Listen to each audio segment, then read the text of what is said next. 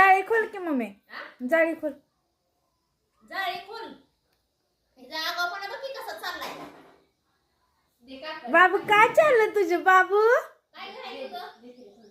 बाबू का खायचं तुला बाबू गाजर पाहिजे तिला गाजर बघती खिडकीतनं काय गाजर पाहिजे वय गाजर अगं अजून भाजी होती आगाव काढती लय आगावपणा करते हे आमच्या जानूचं काम